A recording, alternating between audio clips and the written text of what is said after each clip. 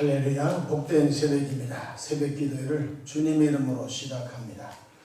이 새벽에 함께 은혜 받을 하나님의 귀한 말씀, 고린도전서 15장 10절 말씀 함께 봉독하십니다. 시작. 그러나 내가 나된 것은 하나님의 은혜로 된 것이니 내게 주신 그의 은혜가 헛되지 아니하였으나 내가 한 것이 아니요 오직 나와 함께 하신 하나님의 은혜로다. 아멘. 할렐루야. 오늘도 성령 충만하셔서 각자 삶에서 하나님의 기쁨이 되시는 은혜로운 하루 되기를 바랍니다. 저를 따라하시겠습니다. 오늘도 나와 우리 가정 우리 교회 기적이 일어납니다. 오늘도 나와 우리 가정 우리에게 기적이 일어납니다. 저는 본문 말씀을 통해서 하나님의 은혜였습니다. 이런 제목으로 함께 은혜를 받고자 합니다. 우리가 이 세상을 살아가는데 하나님의 은혜 없이 절대 살 수 없습니다. 공기가 없이 사람이 살 수 있습니까? 불가능한 것입니다. 하나님은 24시간 일평생 호흡할 수 있는 공기를 은혜로 주셨습니다.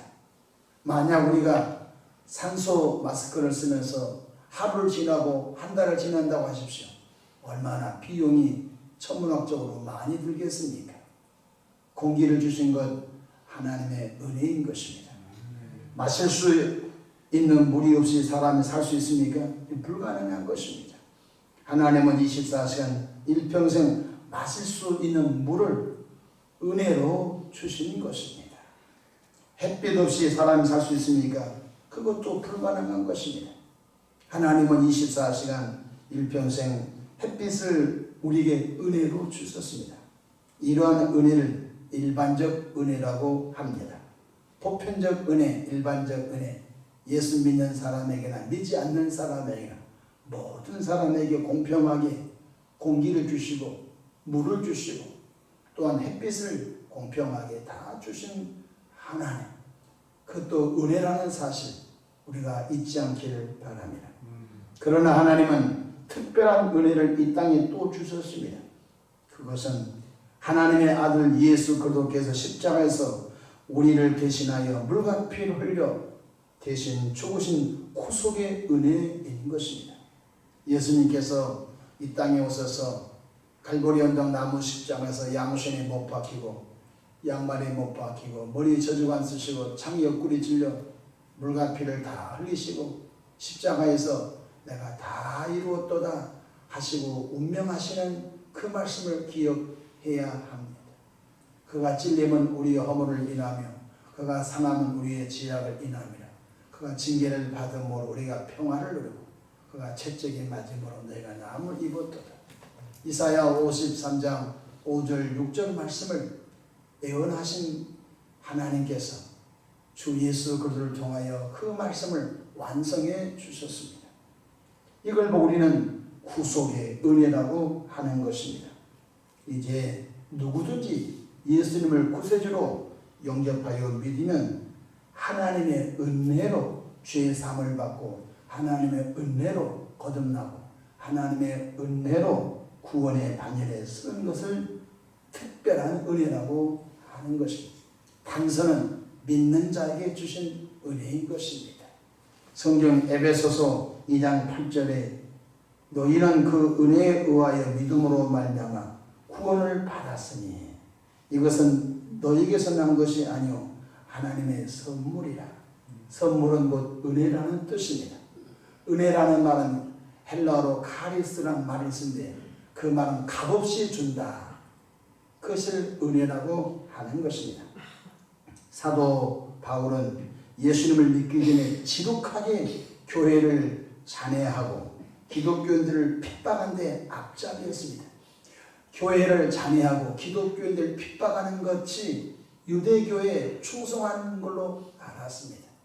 그런데 그가 예수 그리스도를 통하여 다메섹 도상에서 예수님을 통하여 죄사함을 받고 거듭나 구원의 반열에 서고 보니까 지난날 교회를 잔해하고 스데반을 돌로 쳐 죽인데 앞잡이가 되고 교인들을 그렇게 핍박한 것이 너무 부끄러운 것들 그가 깨닫게 된 것입니다. 하나님은 사도 바울을 다메섹 도상에서 구원하셨죠. 구원하신 이유가 무엇이지요? 바로 사도 바울을 통하여 이방인 선교에 이방인 사도로 사도 바울을 쓰시고자 하나님의 은혜로 그를 불렀습니다. 행위로 봐서는 사도 바울은 지옥 가야지요. 왜? 교회를 잔해하고 왜? 믿는 자를 핍박하고 죽이는데 앞잡이였기 때문에 그는 지옥 가야 할 그가 하나님의 은혜로 구원받아 그의 노력으로 구원받은 것이 아닙니다. 하나님의 은혜로 구원받아 이방인 전도에 하나님이 그를 사도로 사용했다는 것은 도무지 이해할 수 없는 하나님의 은혜였다는 것입니다. 이전에는 돌로 남을 쳐서 죽인 데 앞잡이었지만 사도 바울은 루스드라 성에서 돌에 맞으면서도 십자가 예수 복음을 전했습니다. 매를 맞으면서도 복음 전도, 때로는 강도의 위협 속에서도 복음 전도, 때로는 배가 2번이나 바다에 파손되어 널판지를 붙잡고 흑암 속에서 있었던 그가 또 다시 살아나 복음 전도, 평생 동안 십자가 은혜의 복음 전도에 그의 삶을 바쳤는데 그가 이렇게 고백합니다. 나의 나된 것은 다 하나님의 은혜였습니다.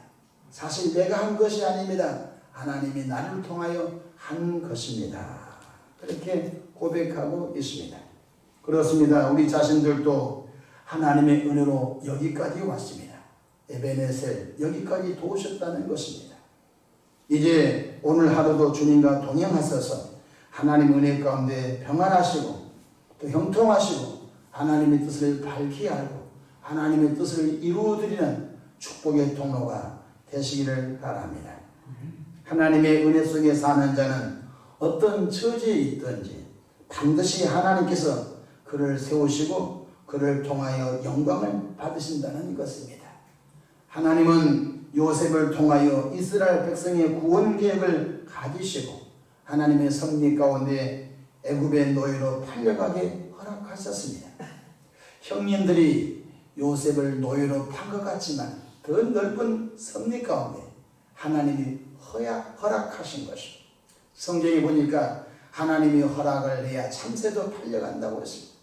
하나님이 허락을 해야 참새도 땅에 떨어진다고 했습니다.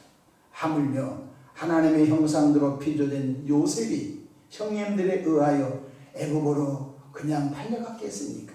하나님께서 허용하신 것입니다. 그러나 요셉은 혼자가 아니었던 것을 우리가 성경에서 볼 수 있습니다. 요셉이 가는 곳마다 하나님께서 함께 하셔서 요셉의 삶에 형통함을 주셨습니다.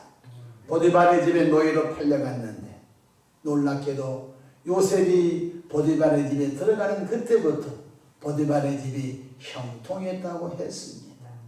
그래서 보디발이 요셉이 들어올 때부터 집안이 평안하고 곡식이 잘 되고 노비들이 다툼이 없고 싸움이 없자 가만히 보니까 요셉이 들어올 때부터 그런 일이 있음을 알고 요셉의 신실함을 보시고 가정 총무로 세운 것을 볼 수 있습니다.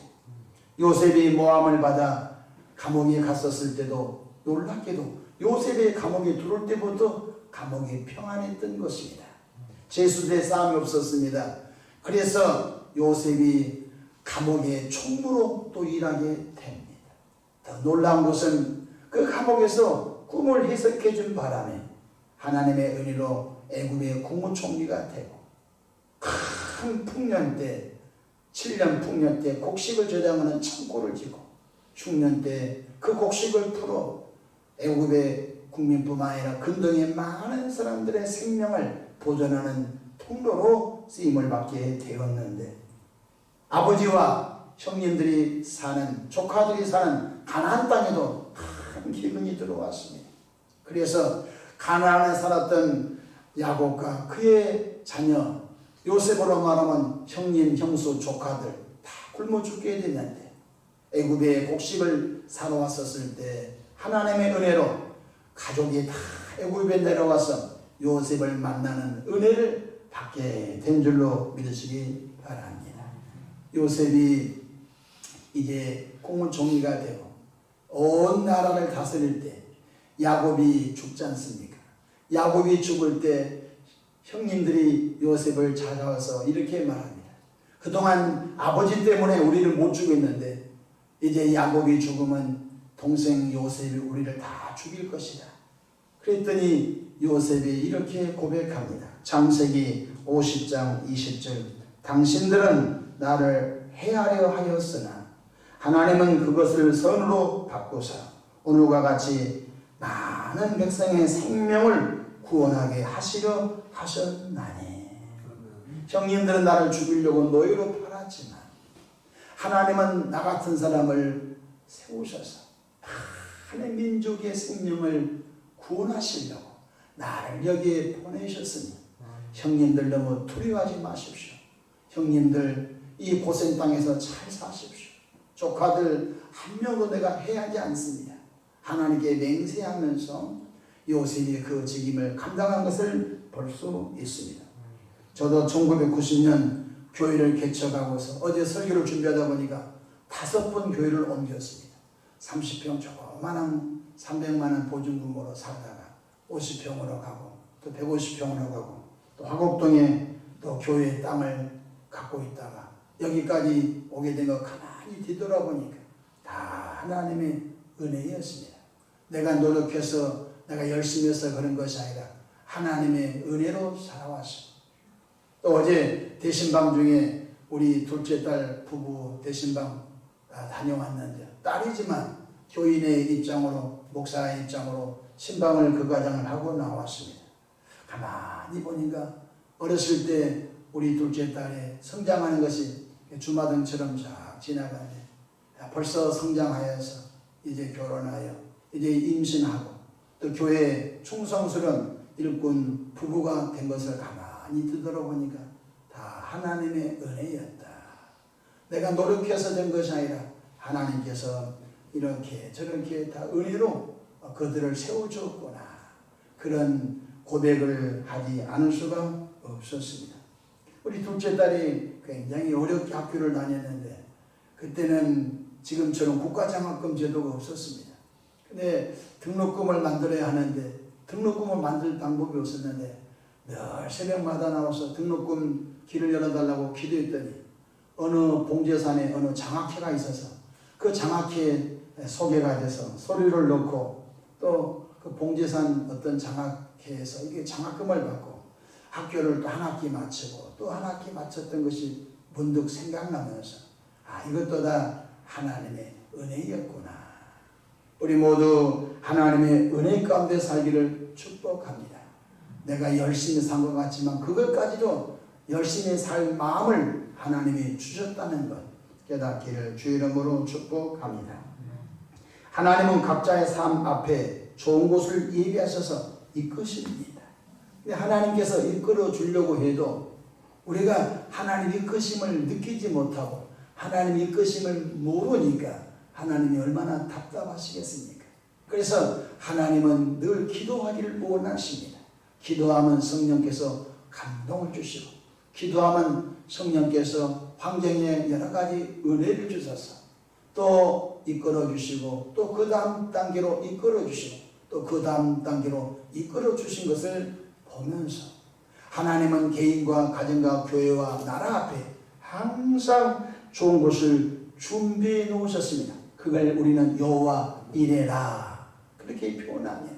하나님은 준비하신 하나님인데 사람들이 하나님의 준비하신 것을 느끼지 못하고 인지하지 못하고 또 그것을 누리려고 하지 않기 때문에 하나님의 마음이 아프신 것입니다. 그래서 우리 영적인 안테나, 기도의 안테나를 높이 올려서 하나님의 이끄심, 성령의 감동, 또 성령의 도우심 속에서 살겠다라고 해야 할 줄로 믿습니다.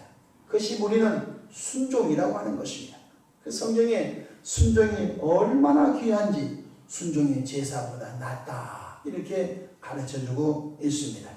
오늘 하루도 하나님 은혜 가운데 하나님께 영광을 돌리며 주변의 많은 사람들에게 나를 통하여 우리를 통하여 하나님이 참 위대하시다. 하나님이 참 좋으시다. 그리고 우리를 통하여 많은 사람이 주님께 이끌려 나오는 축복의 전도의 통로가 되시기를 바랍니다. 기도하겠습니다. 좋으신 아버지 하나님, 사도 바울의 삶은 모두가 하나님의 은혜였다고 고백한 것처럼 우리 자신들도 가만히 뒤돌아보니 모든 것이 하나님의 은혜였음을 고백합니다. 자비하신 하나님, 여기까지 끌어주셨으니 이 땅에 머무른 동안 천국 문을 들어갈 때까지 하나님의 은혜 속에서 살기를 원하오니 우리의 모든 삶을 눈동자와 같이 지켜 이끌어 보호해 주시기를 바랍니다. 아버지 하나님, 이 새벽에도 마음에 소원 담아 아버지 하나님께 예물 봉헌합니다. 10의 1조와 주일의 물과 감사의 물과 선교의 물과 건축 예물, 아름답게 1,000번 예물 구별해 드립니다. 예물 속에 담기는 눈물의 기도와 간구와 감사와 작정의 기도를 들으시고 하나님의 방법으로 축복해 주시기를 바랍니다. 교회가 긴급히 해야 할 일들을 특별한 예물로 드린 분도 있습니다. 하나님 그 예물, 그 중심, 그 정성, 그 헌신 받으시고 이 땅에서 최고의 복을 하나님 허락하여 주시기 바랍니다. 새벽에 하나님이 도우시라고 말씀해 주셨사오니 이 새벽에도 삶의 문제 주님께 내어 맡기며 기도할 때 주님의 방법으로 응답해 주시옵소서. 예수님의 이름으로 기도하옵나이다. 아멘.